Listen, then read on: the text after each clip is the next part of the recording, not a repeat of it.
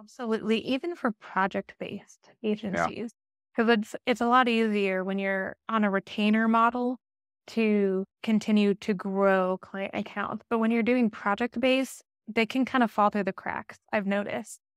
So when you're doing project-based, having continued touch points is probably one of the biggest things that you can do even after a project is wrapped up to then roll into that next project and make sure that you don't become irrelevant to that customer Yeah. that you had already done work for. Yeah. Well, yeah, and also I think that makes, a great point that the difference between project-based agencies or clients and retainer-based, the latter can help prevent some of those dips in revenue. And so not to say that 100% of the revenue needs to be on retainer-based engagements, but certainly if 30, 40, 50% of the annual revenue is on retainer, it's much less of a dip during those drought seasons. Whereas we've got projects, hopefully they're overlapping, nothing end, not all of them end at the same time. And then we're all sitting around twiddling our thumbs. I've got 5 developers with nothing to do next week. What am I going to do?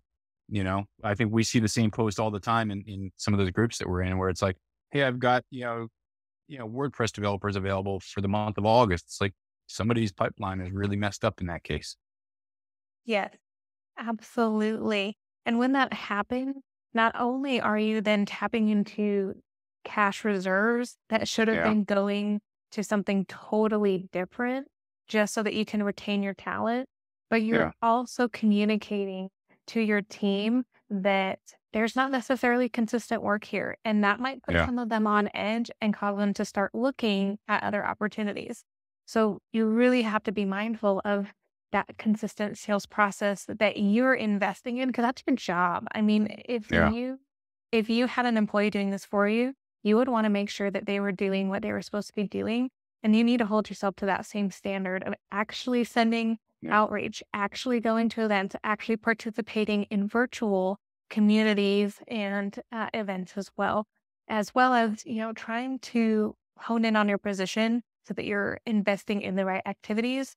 That is also really crucial so that you're not spread too thin. Yeah. No, I fully agree. And especially with the volatile job market we have now where holding on to talent and acquiring new talent is really challenging. That pipeline is vital to maintain that consistency of work and building the sense of confidence in the agency that, employees look for.